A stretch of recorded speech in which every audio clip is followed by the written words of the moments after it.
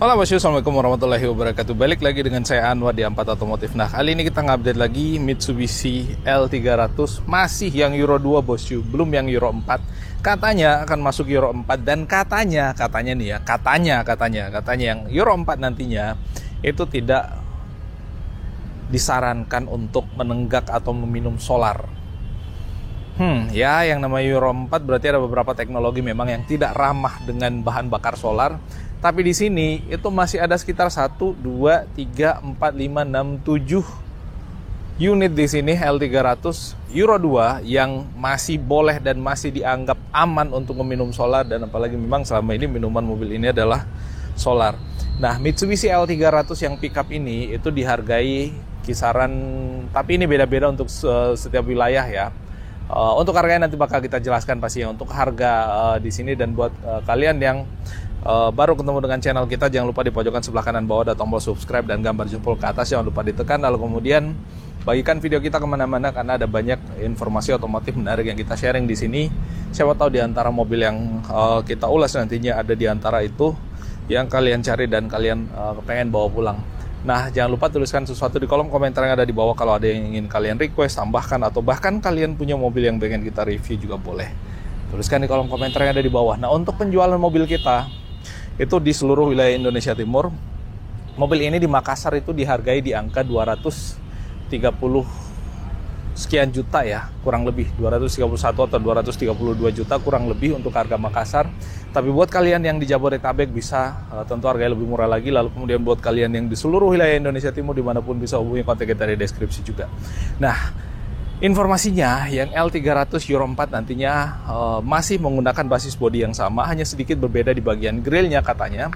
Tapi untuk yang Euro 2 ini ya tetap dengan bentukan seperti ini ya, nggak ada perubahan yang lebih lebih dominan lagi. Kalau kita lihat grillnya nih unik, ini kayak semacam mobil listrik loh ya. Padahal ini L300 antara mobil listrik dengan mobil supercar.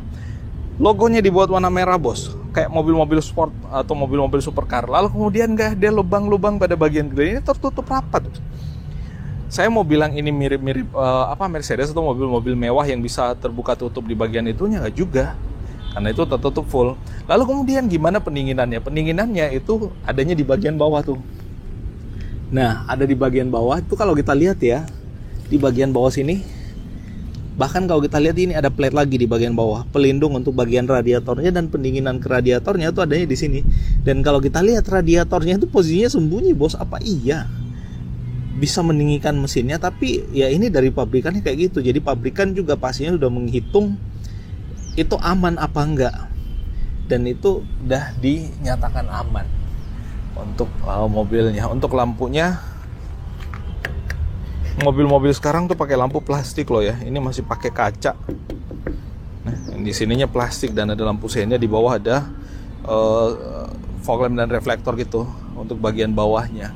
Nah, mobil ini itu tidak mengedepankan sisi gagah atau sisi kerennya L300, tapi yang ditonjolkan adalah flexibility-nya dan durability-nya pastinya untuk dipakai mengangkut atau memuat barang dalam kota. Mobil ini udah pakai power steering, jadi kalau misalkan kalian punya pickup yang masih power otot, jadi kita masih beradu dengan mobilnya untuk memutar setirnya, ini aman.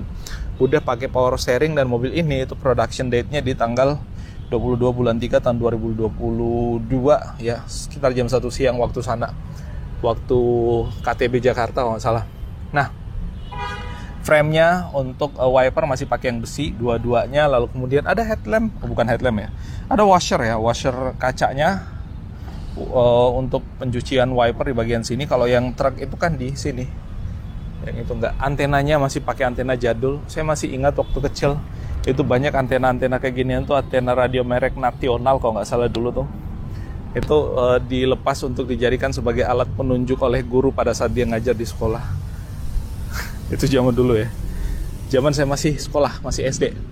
Nah, untuk bannya pakai velg kaleng 5 baut ya, lumayan 5 watt. Padahal mobil ini udah pakai mesin diesel ya, dan dieselnya juga cukup powerful, tapi tetap dengan 5 watt dianggap udah cukup. Dan kalau kita lihat depannya udah pakai rem cakram tuh di bagian dalam tuh, rem cakram kelihatan, kalipernya bagian sini, dan ini ada nutnya lagi penutupnya. kayak gitu. Dan kalau kita lihat ini leather frame ya, jadi kalau ketahanan dan ketangguhan pasti udah dijamin tangguh lah ya, dengan frame besi yang cukup tebal yang ada di bawah. Ada spakbor kecilnya di bagian bawah sini. Handle pintunya masih yang sangat jadul. Anak kuncinya masih pakai anak kunci biasa, dan ini kayak semacam lubang udara yang nggak tahu datang dari mana, dari luar masuk ke dalam kali ya. Yang jelasnya di lubang udara, biar yang dalam mungkin kalau ketutup kacanya nggak begitu kedap. Nah, cerdasnya lagi di mobil ini tuh di bagian sini ya pasangin penutup dengan jalur air yang ke kiri kanan gitu, jadi nggak benar-benar membasahi bagian transmisi yang ada di bawah. Ya kalau misalkan ditaruh di tempat outdoor, biasanya mobil kayak gini kan nggak ditaruh di garasi ya, biasanya ditaruh di mana aja lah, yang penting bisa buat taruh mobil tuh udah ditaruh aja L300. Nah, di sini ada tempat buat mengikatkan sesuatu.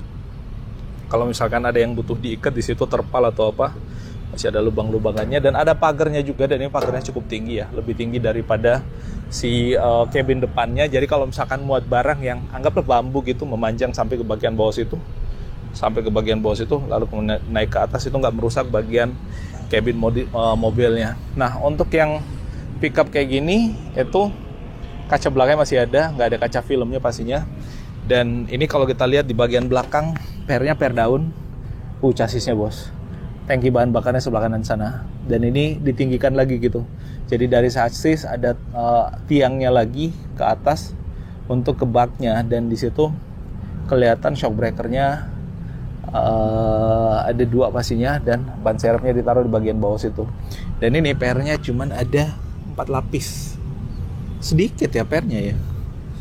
Ya berarti memang mobil ini tidak untuk beban yang begitu berat ya. Tapi biasanya kalau saya lihat ada yang bawa pasir, ada yang bawa bata merah, ada yang bawa material-material bangunan lah, intinya yang benar-benar mobil ini ngepot untuk bagian belakangnya. Tapi kalau kita lihat travel suspensinya sih sebenarnya nggak begitu jauh ya. Apalagi ini dengan per daun, nggak begitu jauh untuk travel suspensinya. Karena kalau dari sini ke atas itu bisa mentok ya.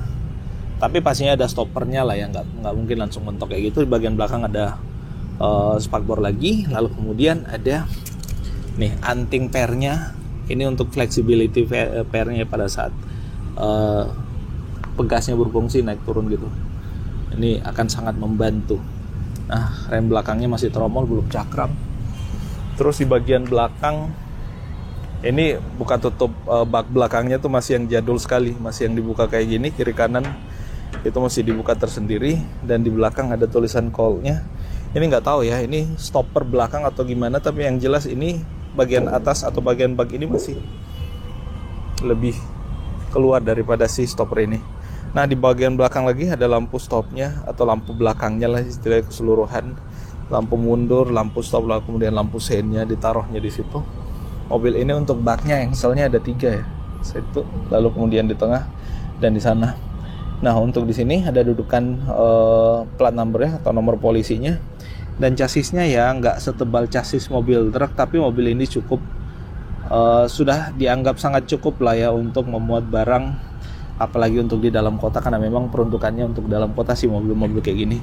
Nah, untuk turunkan ban serepnya itu sangat mudah pastinya, tinggal memutar baut seperti yang ada di bagian bawah sini nih, lalu kemudian kunciannya dilepas nih. Nah, ban serepnya dia full size ya, karena memang mobil ini pakai velg kaleng dan ukuran ban dan velgnya juga nggak begitu besar. Nah, ini kita masih bisa nyelipin beberapa hal di sini ya, kayak balok kayu atau apa gitu masih bisa ditaruh di bagian bawah, karena memang rongganya itu sangat luas. Nah, ada lampu lagi untuk bagian penerangan ke nomor polisinya. Nah, di dalam ada apa? Di dalam standar aja pastinya. Nih, ada line garis jendela warna hitam, dan ini materialnya plastik bukan yang karet. Nah, di dalam nggak ada yang mewah bagian dalam mobil ini. Apa yang mewah dari mobil pickup yang selama ini dipakai untuk mobil barang aja? Nggak ada, semuanya biasa aja. Dan ini hand gripnya itu semua materialnya plastik dan bukan plastik yang mewah ya. Lalu kemudian ini trim pintunya semua materialnya sintetis gitu. Tuas pintunya juga sama plastik. Engkolannya, karena ini mobil belum pakai power window, electric power window belum, masih hand power window, masih dengan power tangan. Nah, untuk seat beltnya pun dia bukan yang model keluar masuk gitu. Ini benar-benar fix. Jadi harus disesuaikan kayak tali rapia gitu. Kayak rem atau kayak sabuk celana. Nah, ini setirnya itu bisa nggak ya buat dia tilt teleskopik? Sepertinya nggak ada tilt teleskopiknya untuk setirnya. Nah, ini untuk ventilasi udara bagian bawah sini. Tuh, untuk mendinginkan kaki pada saat mobil ini di jalanan. Gasnya, rem, kopling sebelah kiri. Mobil ini transmisi manual. Fuel boxnya ada di bagian sebelah kanan ya. Dan untuk kisi-kisi udaranya, karena bukan kisi-kisi AC ya, karena mobil ini nggak pakai AC, hanya udara aja. Itu ada di sini untuk mengaturnya. Nah, di bagian sebelah kanan ada pendinginan minyak rem kali ya, sebelah kanan sini. Ya kurang lebih kayak gitu. Dan dibukanya di bagian atas ini aja. Klaksonnya ya kayak gitu. Klaksonnya kecil kiri dan kanan. Dan di sini nggak tahu kenapa nggak dipasang logo Mitsubishi aja di sini. Ini kayak logo yang entah apa itu. Unik ya. Ada kunciannya masih kayak kunci lemari.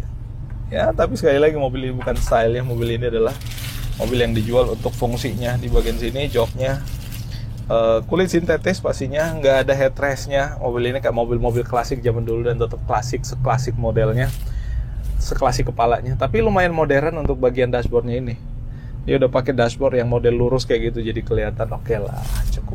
Nah, yang bagian dalam sini itu cluster meternya kayak cluster meter kalkulator zaman dulu ini. Masih dipertahankan dengan model kayak gini. Ya, so far very good lah menurut saya. Heritage-nya dapat, L300 mobil klasik dan memang masih klasik nyampe sekarang. Kecepatannya bisa sampai 113 km loh ya. Ngeri juga nih mobil. Dengan mesin diesel yang tenaga dan torsinya maksimal ya, pastinya sangat asik untuk muat barang mobil ini. Nah, itu yang bisa kita update bos yuk tentang mobil ini. Harganya tadi udah kita sebutin dan unitnya masih ada di sini. Mumpung masih ada buat kalian yang tertarik, jangan malu-malu atau jangan sungkan-sungkan, segerakan untuk booking dan dapatkan unitnya. Hubungi kontak kita di deskripsi untuk seluruh wilayah Indonesia Timur dan Jabodetabek. Makasih dan assalamualaikum warahmatullahi wabarakatuh.